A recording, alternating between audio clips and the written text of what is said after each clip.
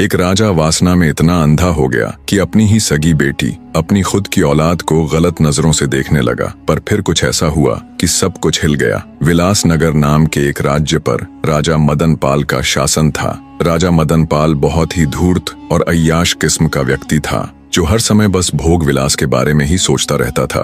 राज्य की जिस किसी भी सुंदर स्त्री पर राजा मदन पाल की नजर पड़ जाती, वो उसे अपनी भोग की वस्तु बना लेता। रानी प्रेमलता राजा की इस आदत से बहुत दुखी थी, पर राजा को रानी के सुख या दुख से कोई लेना देना नहीं था। वो तो अपने रंगारंग कार्यक्रमों में व्यस्त रहता, खूब मदिरा पान करता और नई नई स्त्रियों के साथ भोग विलास करता। दुष्ट राजा मदन पाल की कोई संतान नहीं थी, पर उसे इस बात से भी कोई फर्क नहीं पड़ता। उसे एक आध बार चिंता होती तो बस इस बात की कि अगर उसका कोई पुत्र होता तो वो उसके बाद उसके राजकाज को संभाल लेता, उसका राजवंश आगे बढ़ता रहता। अन्यथा उसे पुत्र की भी ऐसी कोई खास चाहना नहीं थी। ऐसे ही समय बीतता जा रहा था। रानी प्रेमलता बेचारी किसी तरह अपने दिन काट रही थी। एक दिन रानी की तबीयत बिगड़ गई। राजवैद्य को बुलाया गया। जब राजवैद्य ने रानी की जांच की तो पता चला रानी प्रेमलता गर्भ से थी। ये खबर जब राजा मदन पाल को लगी तो उसे बहुत सुकून मिला। उसकी आदतों में कुछ सुधार होने लगा, पर यह सुधार बहुत ही कम समय तक था। 9 माह बाद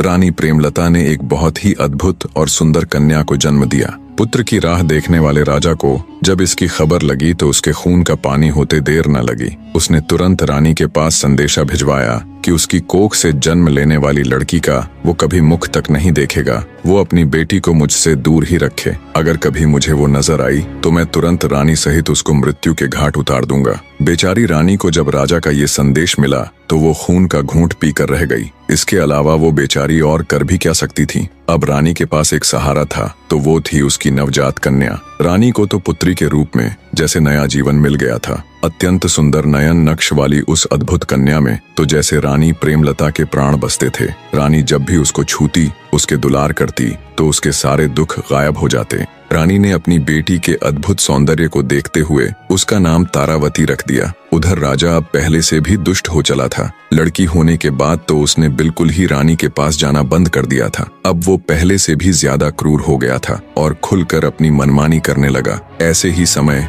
बीतने लगा। राजकुमारी तारा अब 10 साल की हो चली थी। वो इतनी सुंदर थी कि उस जैसा पूरे संसार में कोई नहीं था। रानी प्रेमलता को अब अपनी बेटी राजकुमारी तारावती के विवाह की चिंता होने लगी, क्योंकि पुराने समय में बचपन में ही बच्चों का विवाह कर दिया जाता था और जब उनकी 18वीं वर्षगांठ मनाई जाती तब उनका गोना कर दिया जाता। अर्थात जिस लड़के के साथ लड़की का विवाह होता, लड़की को अपना घर छोड़कर लड़के के घर जाना होता। इसी चिंता को ले रानी राजा के समक्ष जाती है और कहती है, महाराज, आप अपनी बेटी की शक्ल तक नहीं देखना चाहते तो ना सही, आप मेरे पास भी नहीं आना चाहते तो ना सही, पर अब हमारी बेटी 10 वर्ष की हो चुकी है। कम से कम अपनी बेटी के लिए नहीं तो इस समाज की खातिर ही सही। लोग क्या कहेंगे कि क्यों राजा अपनी बेटी का विवाह नहीं कर रहा। इस उम्र में तो सब अपने बच्चों के विवाह कर ही देते हैं। इसलिए हे राजा, जल्दी से राजकुमारी के लिए कोई योग्य वर देखकर उसका विवाह कर दो। अनमने ढंग से रानी प्रेमलता की बात सुन रहे राजा ने जब उनकी बातों पर विचार किया तो सोचा रानी ठीक ही कह रही है, सब क्या सोचेंगे। इसी विचार के साथ राजा ने राजकुमारी तारावती के लिए ना चाहते हुए भी वर ढूंढना शुरू कर दिया और कुछ ही दिन बाद पास के ही एक प्रतापगढ़ नामक राज्य में राजकुमारी तारावती का रिश्ता पक्का कर दिया। प्रतापगढ़ के ऊपर उन दिनों राजा धर्मपाल का शासन था। उनका एक ही पुत्र था जिसका नाम अभिमन्यु था। तय समय पर युवराज अभिमन्यु के साथ राजकुमारी तारावती का विवाह संपन्न हो जाता है। ऐसे ही समय बीतता गया। राजकुमारी तारा अब 18 वर्ष की हो चुकी थी। वो अब पहले से भी कहीं अधिक सुंदर हो गई थी। राजकुमारी तारा को भगवान ने जितना सुंदर रूप दिया था वैसी ही उसकी बुद्धि भी थी। राजकुमारी तारावती का गोना जाने यानी ससुराल में रहने जाने का समय भी निकट आ गया था। जैसे जैसे राजकुमारी के ससुराल जाने का दिन नजदीक आ रहा था, वैसे वैसे रानी प्रेमलता का स्वास्थ्य भी गिरता जा रहा था। जब रानी प्रेमलता को लगा कि वो अब नहीं बच पाएंगी और शायद बेटी के विदा होने से पहले ही वो इस दुनिया को अलविदा कह देंगी, तो रानी प्रेमलता राजा के पास जाती है और आंखों में अश्रु लिए राजा से विनती करती है, महाराज, मैं अच्छे से जानती हूँ कि आप हमारी पुत्री से नफरत करते हैं। आपने बचपन से लेकर आज तक उसे एक नजर देखना भी पसंद नहीं किया, लेकिन अब मुझे नहीं लगता मैं ज्यादा दिनों तक जीवित रहूंगी। इसलिए हे महाराज, मैं अपनी पुत्री की जिम्मेदारी अब आपको सौंप रही हूँ। जब तक उसका गोना नहीं हो जाता जब तक वो अपनी ससुराल विदा नहीं हो जाती तब तक आपको ही राजकुमारी का ध्यान रखना होगा और बड़ी धूमधाम से उसका गोना कर हमारी बेटी को विदा कीजिएगा महाराज। बस आपसे हाथ जोड़कर यही मेरी अंतिम प्रार्थना है। रानी की हालत देख राजा उसका हाथ अपने हाथ में लेकर बोला, ठीक है, मैं हमारी बेटी का ध्यान रखूंगा। राजा से तसल्ली मिलने के बाद रानी प्रेमलता का देहांत हो जाता है।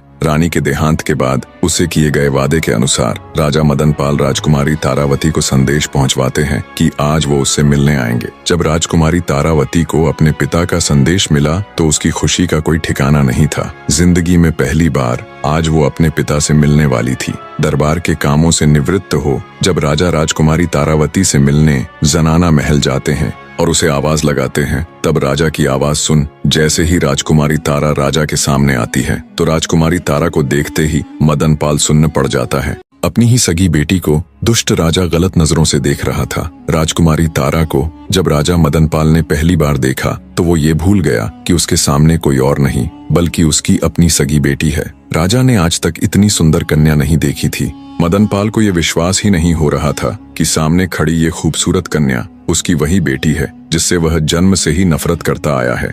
इतनी नफरत कि आज तक उसने उसकी शक्ल तक देखना गवारा नहीं था। पर आज जब पहली बार उसने अपनी बेटी को देखा तो अपनी सुध बुद्ध खो बैठा और बस एकटक उसे ही देखे जा रहा था। राजा मदनपाल की आंखों में पिता का प्रेम नहीं बल्कि वो दुष्ट दरिंदा था जो अपनी सारी मान मर्यादा भूलकर गंदी निगाहों से राजकुमारी को घूरे जा रहा था। राजकुमारी को देख राजा मदनपाल के मुख से एक शब्द भी नहीं निकला और वो बिना कुछ बोले चुपचाप वहां से वापस अपने शयन कक्ष में लौट आया। दुष्ट राजा वासना के वशीभूत हो अब बस राजकुमारी तारावती के बारे में ही सोचे जा रहा था। उसका दिमाग एकदम से सुन्न पड़ गया था। रह रहकर उसकी आंखों के सामने राजकुमारी तारावती का वही मुस्कुराता चेहरा आ रहा था। राजा को ऐसे ही बैठे बैठे पता नहीं कब दिन से रात और कब रात से दिन हो गया। उसके दिमाग से राजकुमारी तारावती की छवि हट ही नहीं रही थी। उसके मस्तिष्क में हजारों सवाल जवाब, हजारों तर्क वितर्क एक साथ चल रहे थे। इधर बेचारी राजकुमारी तारावती भी असमंजस में थी। जिस पिता से मिलने के लिए वो इतनी आतुर थी, जिस पिता को उसने पैदा होने के बाद अपने जीवन में आज पहली बार देखा था, पहली बार मिली थी।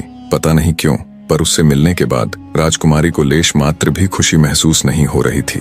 वो तो ये सोच सोच कर परेशान थी कि उसे उसके पिता के चेहरे पर ऐसे कोई भाव नजर ही नहीं आए कि वो अपनी उस बेटी से मिलने आए हैं जिसे उन्होंने 18 वर्ष तक नहीं देखा। उल्टा उनके चेहरे पर तो वे भाव थे जो एक लोभी पुरुष के चेहरे पर किसी सुंदर स्त्री को देखने पर आते हैं। उधर जब राजा मदनपाल को यह एहसास हुआ कि सुबह हो चुकी है तो उसने तुरंत अपने नौकर को आदेश देकर घोड़ा गाड़ी तैयार करने को कहा। आनन फानन में बावरा सा हुआ राजा घोड़ा गाड़ी में बैठ जंगल की तरफ एक साधु महात्मा के ठिकाने की ओर चल पड़ा। कुछ ही देर में राजा अपने नौकर के साथ साधु महात्मा जी के ठिकाने पर जा पहुंचा। राजा ने साधु जी को प्रणाम किया और बैठ गया। इतनी सुबह सुबह राजा को अपने पास आया देख थोड़े आश्चर्य से साधु जी बोले, कहो वत्स, आज इतनी सुबह सुबह कैसे आना हुआ? सब कुशल मंगल तो है? तब राजा मदनपाल महात्मा से बोला, हे साधु महाराज, कल रात से मैं एक छोटी सी उलझन में हूँ। राजा की बात सुन महात्मा जी बोले, बताओ वत्स, ऐसी क्या उलझन है जो तुम्हें इतनी सुबह सुबह मेरे पास खींच लाई?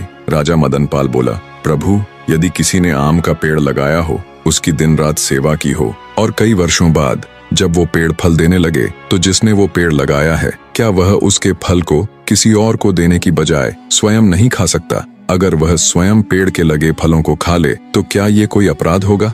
राजा की बात सुन महात्मा जी बोले, नहीं राजन, अगर बात पेड़ के फल खाने की ही है तो इसमें भला क्या पाप हो सकता है? अपनी मनमानी कहानी बनाकर और महात्मा जी के आगे कुछ का कुछ बताकर घिनौना राजा अपने मन को तसल्ली देता है कि उसकी गंदी सोच गलत नहीं है और खुशी खुशी महात्मा जी से विदा लेकर वापस अपने महल की तरफ चल पड़ता है। राजा के साथ गए उसके नौकर भीमा को राजा की ये कहानी और उसका ये व्यवहार बहुत अजीब लग रहा था, पर राजा से कुछ कहने या पूछने की भला उसकी क्या मजाल। इधर बेचारी राजकुमारी को भी रात भर ठीक से नींद नहीं आती। सुबह होने पर वो अनमने मन से उठती है, पर अब भी कल की बातें रह रहकर उसके दिमाग में उथल पुथल मचाए हुए थी।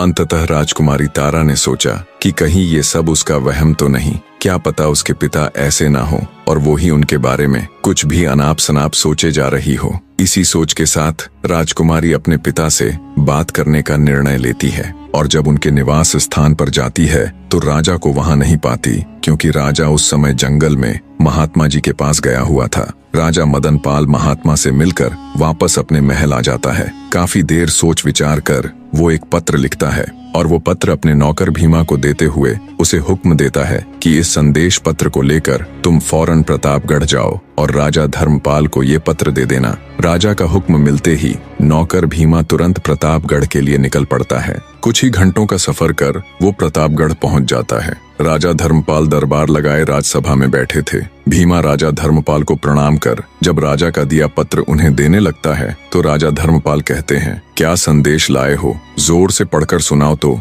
आदेश पाकर भीमा उस पत्र को राज्यसभा में पढ़ने लग जाता है, जिसमें लिखा था, प्रिय राजन, मुझे यह बताते हुए बहुत दुख हो रहा है कि मेरी पुत्री और आपकी पुत्रवधू राजकुमारी तारावती अपनी मां की मृत्यु का सदमा बर्दाश्त नहीं कर पाई और इस दुनिया से चल बसी। मैं यह सूचना आपको बहुत पहले ही देना चाहता था, लेकिन मैं खुद पहले अपनी पत्नी और फिर अपनी बेटी के खोने के कारण सदमे में था। आज भी बड़ी हिम्मत करके ये संदेश लिख पाया हूँ। हे राजन, आप राजकुमार अभिमन्यु के विवाह हेतु कोई अन्य राजकुमारी ढूंढ लीजिए। खेद के लिए आपसे माफी चाहता हूँ। राजा मदन पाल। ये खबर सुनते ही राजा धर्मपाल को बहुत बड़ा धक्का लगा, पर राजा धर्मपाल से कई गुना ज्यादा धक्का संदेश लेकर आए नौकर भीमा को लगता है। सुबह महात्मा के पास जाने वाली घटना और अब ये पत्र, उसे क और ख जोड़कर राजा के बुरे इरादे समझने में ज्यादा वक्त नहीं लगा। नौकर भीमा को जब राजा के बुरे इरादे का पता चलता है कि दुष्ट राजा अपनी ही सगी पुत्री के बारे में बहुत ही गंदे विचार पाल रहा है, तो वो तेजी के साथ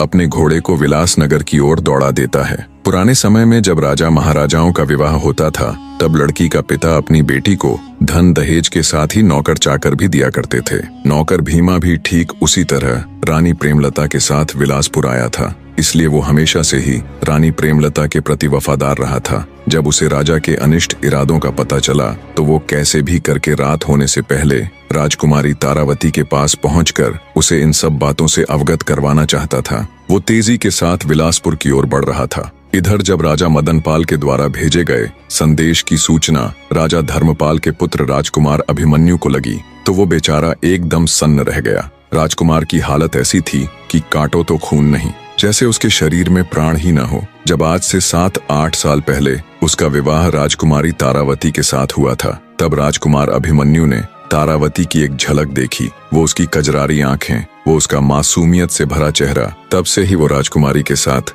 अपना जीवन बिताने के सपने संजो रहा था। इन बीते वर्षों का एक एक दिन उसने यही सोचकर काटा था कि एक दिन तो ऐसा आएगा जब उसकी पत्नी यानी राजकुमारी तारावती उसके पास आ जाएगी। भारी हृदय और आंखों में अश्रु लिए राजकुमार अभिमन्यु को बिल्कुल भी यकीन नहीं हो रहा था कि उसकी पत्नी अब इस दुनिया में नहीं रही। उधर दुष्ट राजा मदन पाल ने अपनी घिनौनी योजना के तहत सभी नौकरों को छुट्टी दे दी और महल की सुरक्षा में खड़े सिपाहियों को सख्त हिदायत दी कि आज रात कोई भी महल के अंदर न आने पाए और न ही कोई बाहर जाने पाए। दिन ढल चुका था, शाम हो चुकी थी। शाम होते होते नौकर भीमा भी राजमहल के मुख्य द्वार पर पहुंच गया, पर जब वो अंदर जाने लगा तो वहां मौजूद पहरेदारों ने उसे रोक लिया और बोले, क्या तुम्हें पता नहीं कि आज महाराज ने सभी को छुट्टी दे रखी है? पहरेदारों की बात सुन एक बार के लिए तो भीमा सख्ते में आ गया, पर फिर बुद्धि से काम लेते हुए वो बोला, मुझे महाराज ने एक जरूरी संदेश देकर भेजा था और कहा था जब तुम वापस आओ तो घर जाने से पहले मुझे सूचित करना। मैं तो बस उन्हीं के आदेश का पालन कर रहा हूँ। भीमा की बात सुन पहरेदारों ने उसे महल के अंदर जाने दिया। भीमा आनन फानन में भागा तुरंत राजकुमारी तारावती के विश्राम गृह में गया। नौकर भीमा चुपके से राजकुमारी के कमरे में दाखिल होता है। विचारों में खोई राजकुमारी की नजर जब नौकर के ऊपर पड़ती है तो वो भड़क कर गुस्से में चिल्लाने ही वाली थी कि नौकर भीमा बोल पड़ता है, माफ कीजिएगा राजकुमारी जी, जो ऐसे अचानक बिना इजाजत के आपके कक्ष में चला आया, पर बात ही कुछ ऐसी थी कि मुझे ऐसे आना पड़ा। भीमा की बात सुन राजकुमारी थोड़ी शांत हुई और बोली, बताइए काका, ऐसी क्या बात है जो आप इस तरह मेरे कक्ष में आए? तब नौकर भीमा राजकुमारी तारा के आगे राजा के सुबह महात्मा जी से मिलने वाली बात से लेकर उनके दिए झूठे संदेश को लेकर प्रतापगढ़ जाने तक की पूरी घटना विस्तार पूर्वक कह सुनाता है और कहता है, माफ कीजिएगा राजकुमारी जी, छोटा मुंह बड़ी बात। पर जो पिता अपनी बेटी को उसके गौने के समय उसकी ससुराल न भेजकर वहां उसकी मृत्यु का झूठा संदेश भिजवाता है, उसके मन में कुछ तो बहुत ही घिनौना षड्यंत्र चल रहा है। नौकर भीमा की सारी बात सुन राजकुमारी तारा के पैरों नीचे से जमीन खिसक जाती है। आगे नौकर भीमा कहता है, बेटी, नादान उम्र में ही आपकी स्वर्गीय माताजी के साथ मैं यहाँ विलासनगर में आ गया था। तब से मैं हमेशा उनके प्रति पूरा वफादार रहा हूँ। जब आप छोटी बच्ची थीं, तब मैंने आपको अपनी गोद में खिलाया है, इसलिए जब मुझे ये सब पता चला तो आपको बताना जरूरी समझा।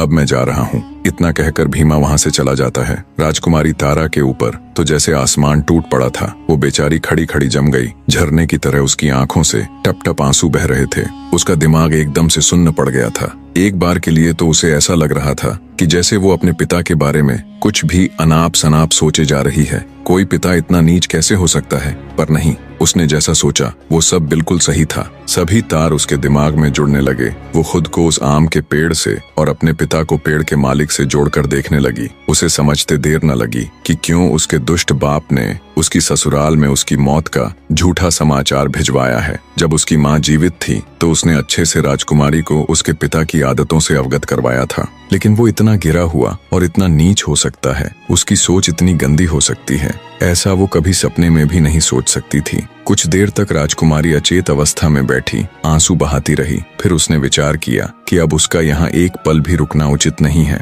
उसका दुष्ट पिता कभी भी यहाँ आ सकता है, पर इतनी रात को वो जाएगी कहाँ? अंततः राजकुमारी ने फैसला किया कि चाहे वो कहीं भी जाए, पर यहाँ तो अब और एक पल भी नहीं रुकेगी। बड़ी हिम्मत करके राजकुमारी ने खुद को संभाला। उसने कुछ वस्त्र और कीमती जेवरात अपने साथ लिए और बिल्कुल साधारण से वस्त्र पहनकर जब वो महल के द्वार पर पहुंची तो वहां मौजूद पहरेदार उसे रोक लेते हैं। कौन हो तुम और अंदर क्या कर रही थी? आज तो महाराज ने सबकी छुट्टी कर रखी थी ना। पहरेदारों की बात सुन राजकुमारी तारावती ठिठक कर रुक जाती है। पहरेदारों के रोकने पर हिम्मत करके राजकुमारी बोली, मेरा नाम सुलोचना है, मैं राजकुमारी जी की सेविका हूँ। आज उनकी तबीयत कुछ ठीक नहीं थी तो उन्होंने मुझे रोक लिया था। चूंकि अब वो थोड़ा ठीक महसूस कर रही है तो उन्होंने मुझे ये कहकर भेज दिया कि तुम तुरंत अपने घर चली जाओ, क्योंकि आज राजा महाराज ने सभी नौकरों की छुट्टी कर रखी है। अगर तुम यहाँ रुकोगी तो उनके आदेश की अवहेलना होगी। नौकरानी बनी राजकुमारी की बात सुन पहरे पर खड़े पहरेदारों को विश्वास हो गया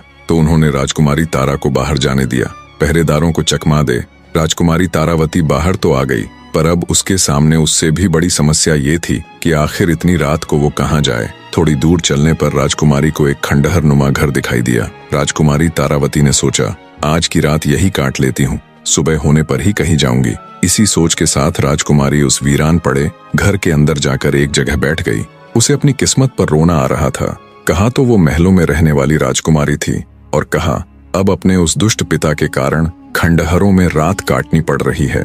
ऐसे ही बैठे बैठे उसकी रात कट जाती है। जब सुबह का थोड़ा उजाला दिखा तो राजकुमारी फिर से चल पड़ती है। उसे इस बात की चिंता भी थी कि अगर उसका दुष्ट बाप उसके कमरे में आया तो उसके वहां न मिलने पर उसकी खोज शुरू हो जाएगी। इसलिए वो जल्दी से जल्दी जितनी दूर हो सके जाना चाहती थी। राजकुमारी तारा पूरी तेजी के साथ दिशाहीन आगे बढ़ती जा रही थी। इधर जब सुबह हुई तो जैसा राजकुमारी ने सोचा था वैसा ही हुआ। राजा मदनपाल सुबह होते ही उसके कमरे में आया। जब उसे वहां राजकुमारी नहीं मिली तो उसकी छाती पर तो सांप सा लेट गया।